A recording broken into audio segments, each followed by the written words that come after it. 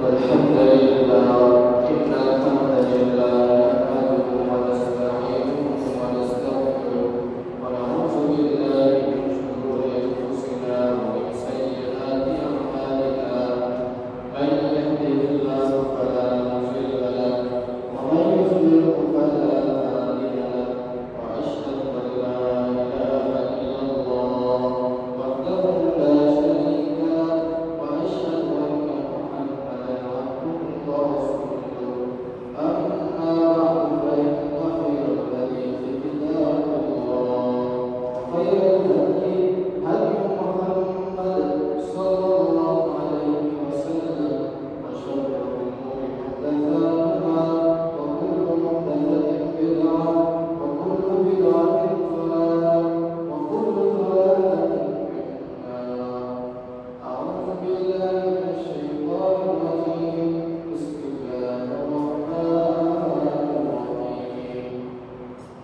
لقد رضي الله عن المؤمنين إذ يبايعونك تحت الشجرة فعلم ما في قلوبهم فأنزل السكينة عليهم وأثابهم فتحا قريبا. وقال النبي صلى الله عليه وسلم اثبت وقل فإنما عليك نبي وصديق وشهيدان. رواه البخاري. رب اشرح لي صدري ويسر لي أمري واحلل عقدة من لساني يفقهوا قولي. رب زدني علما. سبحانك لا علم لنا إلا ما علمتنا إنك أنت العليم الحكيم. مختصر وسماع بعد اے محترم بزرگوں اور بھائیوں، آج 17 ذوالحجہ کی 17 تاریخ اور کل 18 ذوالحجہ کی جو تاریخ ہے، اسلام کے اندر یہ بہت ہی اہم ہے۔ اسلامی تاریخ کے اندر اس دن 18 ذوالحجہ کو ایک ایسا عظیم حادثہ اور سابقہ پیش آیا جس سے اکثر مسلمان اس دور میں دھاگے ہیں۔ اگر آپ غور کریں، جب محرم آتا ہے ہر بچے کو پتہ ہوتا ہے یہ محرم شروع ہو گیا۔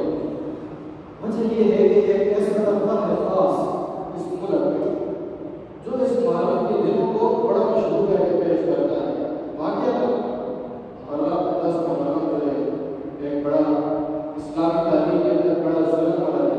جب رسول اللہ صلی اللہ علیہ وسلم کے نواسا حضرت حسین رضی اللہ عنہ کو شہید کیا، دکھ بڑا دن تھا، لیکن اس سے پہلے جاتے ہوئے 10 محرم کی طرف جاتے ہوئے راستے میں ایک دن 18 ذوالحجہ کا آیا تو کل یہ بھی بڑا علامات ہے، یہ بھی بڑے عظیم صحابی کا ہے۔ صحابہ اللہ کے رسول کو پھر صحابہ میں سے خلفائے راشدین میں سے ایک خلیفہ اس کے یہ جس کو جو فوت بھی ہوئے جن کو شہید کیا گیا بے دردی کے ساتھ، اور وہ کون سے خلیفہ ہیں؟ خلیفہ ثالث، تیسرے خلیفہ اسلام سیدنا عثمان بن عفان رضی اللہ عنہ، جن کو بڑے مظلومانہ طریقے سے شہید کیا گیا، مظلوم مدینہ۔ تو میرے محترم بزرگوں اور بھائیوں، آپ دیکھیں جو میں نے قرآن کیا تھا تلاوت کی سورۃ الفتح، اللہ رب نے آپ فرماتے ہیں لقد رضي الله عن المؤمنين إذ يبايعونك تحت الشجرة۔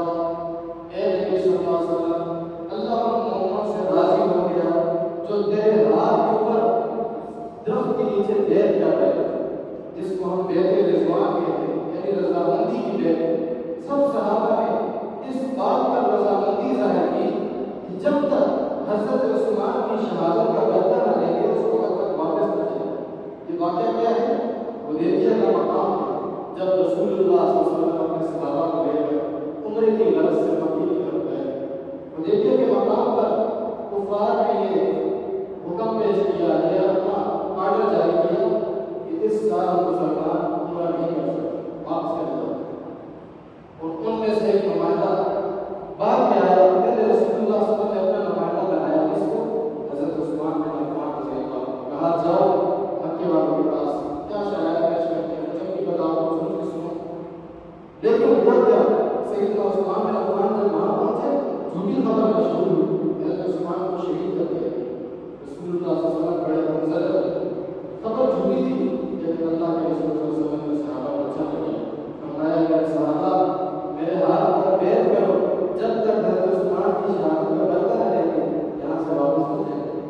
اچھا یہ صحابہ اکرام اور یہ کی فضیلت ہے، اور ایک حدیث کے اندر صحیح بخاری کی حدیث اللہ کے رسول صلی اللہ علیہ وسلم نے ارشاد فرمایا کہ مجھے یقین ہے جس صحابی نے درخت کے نیچے میرے ہاتھ پر بیعت کی ہے اللہ نے ان کو بخش دیا ہے اور ان کے لیے جنت پیدا۔ یہ حدیث اس کی صحیح بخاری کی حدیث۔ اچھا حضرت عثمان رضی اللہ عنہ کا مقام دیکھیں، فضیلت دیکھیں، درجہ دیکھیں، اللہ کے رسول صلی اللہ علیہ وسلم صحابہ کرام سے بیعت لے رہے ہیں، سب صحابہ نے بیعت کی، ہاتھ پر ہاتھ رکھتے جا رہے ہیں اور رسول اللہ صلی اللہ علیہ وسلم نے اپنا ہاتھ رکھا ہوا ہے۔ نبی علیہ السلام کے ہاتھ پر صحابہ بیعت کر رہے ہیں، جب تمام صحابہ نے بیعت کر لی، صحیح بخاری کے الفاظ ہیں اللہ کے رسول صلی اللہ علیہ وسلم نے ارشاد فرمایا، اپنے ہاتھ کو بلند کیا بائیں ہاتھ اور فرمایا ہارا یہ تو عثمان، اے میرے صحابہ یہ حضرت عثمان کا ہاتھ، یہ حضرت عثمان کا ہاتھ ہے۔ اور پھر اس ہاتھ کو اپنے ہاتھ پر سب صحابہ نے ہاتھ رکھ کے فرمایا میں اللہ کے رسول حضرت عثمان کی طرف سے بیعت کر رہا ہوں۔ یہ درجہ کسی اور صحابی کو نہیں ملا، کسی اور صحابی کو یہ خصوصیت نہیں ملی کہ نبی نے اپنے ہاتھ کو عثمان کا ہاتھ پر رکھ دیا۔ یہ حدیث کس کی؟ صحیح بخاری کی حدیث۔ میرے محترم بزرگوں بھائیوں، یہ ہے حضرت عثمان بن عفان رضی اللہ تعالیٰ عنہ۔ اور اللہ کے رسول صلی اللہ علیہ وسلم حضرت انس بن مالک روایت کرتے ہیں، یہ حدیث بھی صحیح بخاری کی۔ نبی علیہ السلام ابوبکر کو ساتھ دیتے ہیں، حضرت عمر کو ساتھ دیتے ہیں، سیدنا عثمان بن عفان کو ساتھ دیتے ہیں اور احد کے پہاڑ پر چڑھتے ہیں۔ پھر کیا ہوتا ہے؟ حضرت انس رضی اللہ عنہ فرماتے ہیں اچانک اور پہاڑ حرکت کرتا ہے، رسول اللہ صلی اللہ علیہ وسلم کیا فرماتے ہیں اس کو کیا اے احد پہاڑ گر جا، حرکت مت کر، فإن علیک نبی و صدیق و شہید، تجھ پر ایک نبی کھڑا ہے، ایک صدیق ابوبکر کھڑا ہے اور دو شہید کھڑے ہیں، عمر اور عثمان کھڑے ہیں۔ رسول اللہ صلی اللہ علیہ وسلم نے حضرت عثمان کی شہادت کی تشریف کوئی پہلی ہے۔ یہ بھی حدیث صحیح بخاری ہے۔ میرے محترم بزرگوں بھائیو، یہ سیدنا عثمان بن عفان رضی اللہ عنہ، اگر آپ دیکھیں کس طرح مسلمان کو جب بدر کی ضرورت ہوئی، اسلام کو جب مشکل وقت آیا، سب سے زیادہ اپنے حساب کے ساتھ مالی طور پر جاری طور پر اگر کوئی تعاون کرنے والا شخص تھا سیدنا عثمان بن عفان رضی اللہ عنہ، اور جتنی زیادہ میں نے اسلام کی خدمت کی اتنی مضمون طریقے سے تشریح کی گئی۔ انہیں آپ نے کہا کہ میں خطبہ بیان کروں جب انہوں نے سنن ترمذی کے اندر صحیح سند کے ساتھ جب عثمان رضی اللہ عنہ کو شہید کیا جا رہا تھا انہوں نے وہ خطبہ پڑھا، اس کے اندر انہوں نے اپنی اعمال کا ذکر کیا، میرے بنا خدمت کی ہے دین کی، کتنا مظلومانہ خدمت، اور پھر انہوں نے بھی مظلومانہ طریقے سے شہید کیا۔ میرے محترم بزرگوں بھائیوں، ان کا کیا کیا درجہ ہے، کیا کیا فضیلت۔ ایک حدیث کے اندر آتا ہے بدر کا موقع جب غزوہ بدر کے لیے مسلمان جا رہے ہیں، حضرت عثمان بن عفان رضی اللہ عنہ چونکہ نبی علیہ السلام کی بیٹی حضرت رقیہ آپ کے نکاح میں، حضرت عثمان کے نکاح میں بیمار تھی، ان کو بڑا دل تھا میں بھی جہاد کے اندر اسلام کے اس پہلے مارکے میں شریک ہو۔ رسول اللہ صلی اللہ علیہ وسلم نے فرمایا کہ عثمان تو یہیں پر کہہ رہا ہے اپنی بیوی کی، میری بیٹی کی خدمت کا اقتدار ہے، جب تو ادھر ہوئے کی خدمت کرے گا، نبی علیہ السلام نے بشارت دی تجھے اتنا ہی اجر ملے گا جتنا ایک بدر میں شریک ہونے والے کو اللہ تعالیٰ کا، تو یہاں رہ کر بدر والوں کا ثواب حاصل کرنا ہے۔ چنانچہ حضرت عثمان بن عفان رضی اللہ عنہ بدر میں شریک نہ ہو، لیکن بدر میں شریک نہ ہو کر بھی مقام درجہ بدر میں شریک ہونے والوں کے برابر ہے۔ کیوں یہ درجہ کس نے دیا ہے؟ خود نہیں حاصل کیا، نبوت کے زمان میں اللہ کے صحابی کو رسول اللہ صلی اللہ علیہ وسلم کے صحابی کو درجہ آتا ہے، اور وہ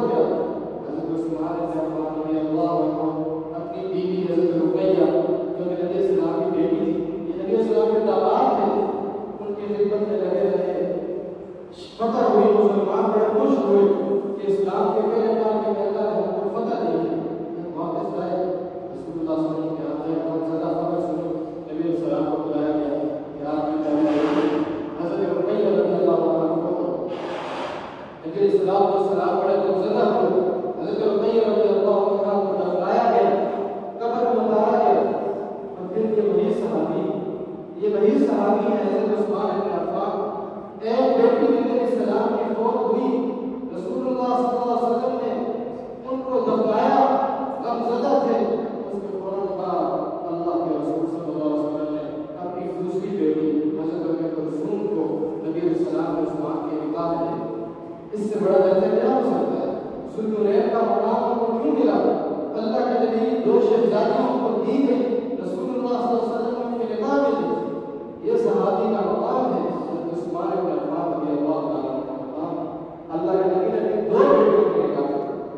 اچھا اگر آپ غور کریں ان دنوں کے اندر جب پنجاب میں زمین میں ایک بل پیش ناموں سے صحابہ کی طرف اس کے لیے ایک بل پیش کیا جائے کہ صحابہ کے ساتھ ہر صحابی کے ساتھ ولی اللہ عنہ کا جائے، خواہ اہل بیت ہیں، خلفائے راشدہ ہیں، وہ عورت ہیں، صحابیہ ہیں یا صحابی، تو جن کے دلوں میں صحابہ کا بغض ہے، جن کے دل صحابہ کے لیے قائم ہیں، جو بغض صحابہ کے ساتھ بھرے ہوئے دل ہیں، انہوں نے کیا کیا؟ انہوں نے فوراً جواب دیا کہ ہمیں یہ بل منظور نہیں ہے۔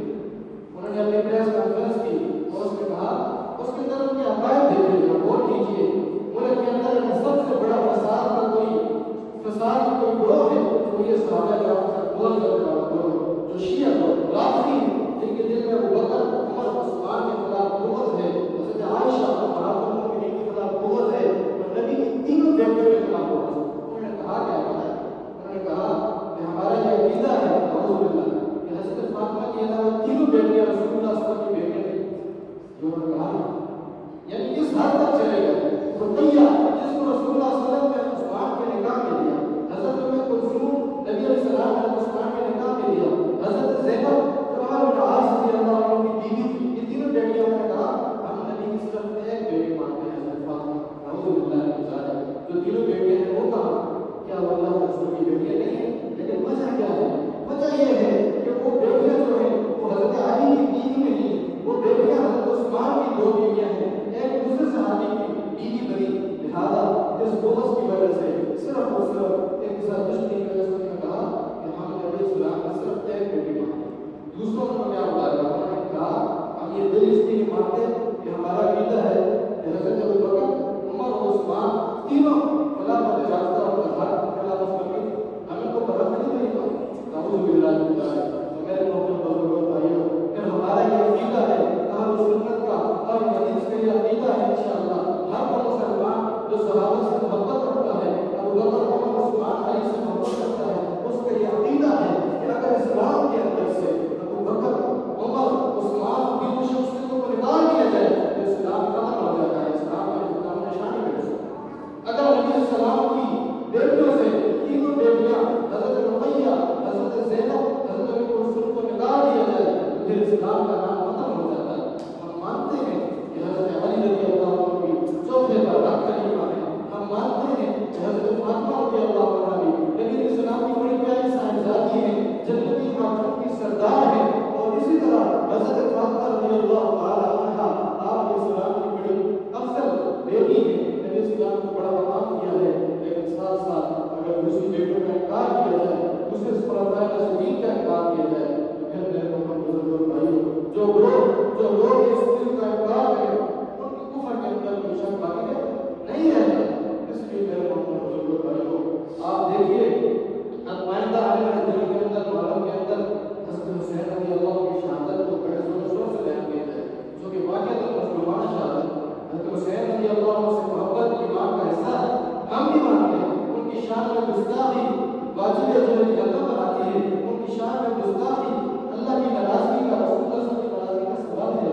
لیکن میرے محترم بزرگوں بھائیوں، وہ افضل شخصیات جن کو افضل مقام رسول اللہ نے دیا ہے، ان کی شان میں گستاخی، کیا یہ ملک کے اندر فرقہ واریت نہیں؟ کیا ان کی شان کے اندر گستاخی اسلام کو بگاڑنے کی سازش نہیں؟ اس لیے ہم یہ چاہتے ہیں اور حکومت سے بھی یہ مطالبہ کرتے ہیں جو کہ قاضی اور عدالت ہیں کہ وہ دیکھیں کون سے لوگ ہیں جو ملک کے اندر فرقہ واریت بنانا چاہتے ہیں، ملک کے اندر فرقہ بازی چاہتے ہیں، ملک کے اندر فساد پیدا کرتے ہیں، ان کو پکڑیں اور اہل سنت کے عقائد کے اوپر جو لوگ زجر و توبیخ کرتے ہیں، جو اہل سنت کے عقائد کو نشانہ بناتے ہیں، معتبر شخصیات کا تبرہ بازی کرتے ہیں، ان کو قانون کے مطابق سزا دیں۔ یہ ملک کی ریاست کی ذمہ داری ہے۔ میرے محترم بزرگوں بھائیوں، 14 میں سے تیسری شخصیت سیدنا عثمان بن عفان رضی اللہ عنہ، یہ 18 ذوالحجہ کو شہید کیے گئے، اور ان کی خلافت راشدہ کی حق ہونے کی دلیل بڑی بہترین کے ساتھ سامنے صحیح بخاری میں بیان ہے۔ نبی السلام نے ترتیب وائز پہلے نمبر پر ابو بکر، دوسرے پر عمر، تیسرے پر عثمان کی خلافت کا ذکر خود حدیث میں کیا ہے۔ حدیث کے اندر آتا ہے کہ آپ حدیث کو غور سے سنیں۔ حضرت ابو موسیٰ اشعری رضی اللہ عنہ بیان فرماتے ہیں، ایک دفعہ رسول اللہ صلی اللہ علیہ وسلم کسی باغ میں داخل ہوئے اور مجھے باغ کے دروازے پر کھڑا کر دیا پہرا دینے کے لیے۔ اتنے میں ایک شخص آیا، دروازہ کھٹکھٹایا، دستک دی۔ میں نے نبی السلام سے پوچھا، اللہ کے رسول ایک شخص آیا ہے، اندر آنے کی اجازت چاہتا ہے، اجازت دے؟ رسول اللہ صلی اللہ علیہ وسلم ٹھیک ہے۔ اللہ کے نبی السلام اندر تھے، تو فرمایا اس شخص کو جنت کی بشارت دے دو اور آگ کے اندر داخل ہونے کی اجازت ہے۔ موسیٰ شریف فرماتے ہیں وہ شخص کون تھے؟ وہ سیدنا ابوبکر صدیق رضی اللہ عنہ۔ پھر تھوڑی دیر بعد ایک دوسرے شخص آتے ہیں اور انہوں نے دروازہ کھٹکھٹایا اور موسیٰ شریف نے اجازت چاہی، اللہ کے رسول اندر آنے کی اجازت دے دو؟ رسول اللہ صلی اللہ علیہ وسلم فرمایا ہاں، اس کو اندر آنے کی اجازت دے دو اور اس کو جنت کی بشارت دے دو۔ موسیٰ شریف فرماتے ہیں وہ شخص سیدنا عمر فاروق رضی اللہ عنہ۔ پھر تھوڑی دیر بعد ایک اور شخص آتے ہیں اور آ کر دروازہ کھٹکھٹاتے ہیں، دستک دیتے ہیں۔ اللہ کے رسول صلی اللہ علیہ وسلم فرمایا ہے موسیٰ شریف ان کو اندر آنے کی اجازت دو اور ان کو جنت کی بشارت دو اور ساتھ ساتھ یہ بشارت دے دو، تجھے اس وجہ سے جنت ملے گی کیونکہ جو قریب آنے والے مصیبتیں ہیں، جو تیرے اوپر آنے والی ہیں، جو تیرے اوپر مصیبتیں پڑنے والی ہیں، اس کے بدلے میں اللہ جنت کی بشارت دیتا ہے۔ یہ کون سا چیز ہے؟ سیدنا عثمان بن عفان رضی اللہ تعالیٰ عنہ۔ نبی اسلام نے فرمایا اس کی بشارت بھی سناؤ اور ساتھ ساتھ یہ بھی بتاؤ کہ قریب ایسی مصیبتیں پریشانیاں کہ عثمان تیرے اوپر آنے والی وہ کیا تھی؟ جو ہی سیدنا عثمان بن عفان کے خلاف شروع ہوئی، مصیبتوں کا جو ہے دروازہ شروع ہو گیا، خوارج اپنے راستے پر چل پڑے۔ اسلام کے اندر وہ لوگ جو اسلام کو بگاڑنا چاہتے تھے، لباس اسلام کو چھوڑ کر انہوں نے اپنے سازوں کا جال بچھانا شروع کر دیا۔ عثمان رضی اللہ عنہ سے بغاوت کر دی، ہم سے بغاوت ملا خلیفہ ہی مان، یہ خلافت کا حقدار ہے۔ تو میرے محترم بزرگ کون تھے؟ انہی کی نسل کے لوگ آج تک موجود ہیں جو ابوبکر، عثمان، حضرت عمر فاروق رضی اللہ تعالیٰ عنہ کو اللہ کا تشریح کا نشانہ بناتے ہیں، ان پر تبرہ کرتے ہیں۔ میرے محترم بزرگ بھائی صحیح بخاری کی حدیث ہے، 3 شخصیات ہیں اور رسول اللہ صلی اللہ علیہ وسلم ترتیب وائز ترتیب کے لحاظ سے تینوں کو درجہ بدرجہ جنت کی بشارت سنائی۔ پتہ کیا چلتا ہے؟ پہلے نمبر پر ابوبکر کی خلافت، دوسرے پر سیدنا عمر فاروق کی خلافت، تیسرے پر سیدنا عثمان بن عفان کی خلافت، اور سیدنا عثمان بن عفان رضی اللہ تعالیٰ عنہ کی خلافت میں مصیبتیں آئیں گی، پریشانیاں آئیں گی، اسلامی تاریخ، اسلامی سلطنت کے اندر پریشانیاں آئیں گی، وہ ہوا تو غیر محترم بزرگ بھائیوں۔ اور اسی طرح یہ حضرت عثمان بن عفان رضی اللہ عنہ شرم و حیا کا پیدا تھا، ایک حدیث کے اندر آتا ہے، حضرت انس رضی اللہ عنہ بیان فرماتے ہیں۔ اور اسی طرح سیدہ عائشہ ام المؤمنین رضی اللہ عنہ بیان فرماتی ہیں، ایک دن میں نبی صلی اللہ علیہ وسلم کی سنت کے گھر میں حضرت عائشہ، اتنے میں حضرت بکر صدیق رضی اللہ تعالیٰ عنہ آئے، نبی علیہ السلام بیٹھے ہوئے تھے، آپ کی ران مبارک سے چادر ہٹی ہوئی تھی، چونکہ ران مبارک سطر کا حصہ نہیں، گار بھی نہیں، اس لیے اللہ کے رسول صلی اللہ علیہ وسلم بیٹھے ہوئے تھے۔ ابو بکر آئے تو آپ علیہ السلام کے پاس بیٹھ گئے، تھوڑی دیر بعد سیدنا عمر فاروق رضی اللہ تعالیٰ عنہ آ کر نبی علیہ السلام کی خدمت میں بیٹھ جاتے، نبی علیہ السلام بیٹھے ہوئے، عائشہ رضی اللہ عنہ یہ باتیں دیکھ رہے۔ تھوڑی دیر بعد سیدنا عثمان بن عفان رضی اللہ عنہ اندر داخل ہوتے، آ کر رسول اللہ کے پاس جب بیٹھتے فوراً رسول اللہ صلی اللہ علیہ وسلم بیٹھ جاتے، اپنی چادر اتاری اپنی رانوں پر ڈال دیتے۔ جب صحابہ کرام چلے گئے، عائشہ رضی اللہ عنہ بڑا تعجب فرمایا، اللہ کے رسول پوچھا یہ کیا ماجرا ہے؟ ابو بکر بھی آئے آپ بیٹھے رہے، عمر بھی آئے آپ بیٹھے رہے، سیدنا عثمان بن عفان رضی اللہ عنہ ہوئے تو آپ سیدھے ہو کر بیٹھ گئے، اپنی چادر کو بھی اپنی رانوں مبارک پر ڈال دیا، کیا وجہ تھی؟ نبی علیہ السلام نے ایک بات بیان فرمائی، صحیح بخاری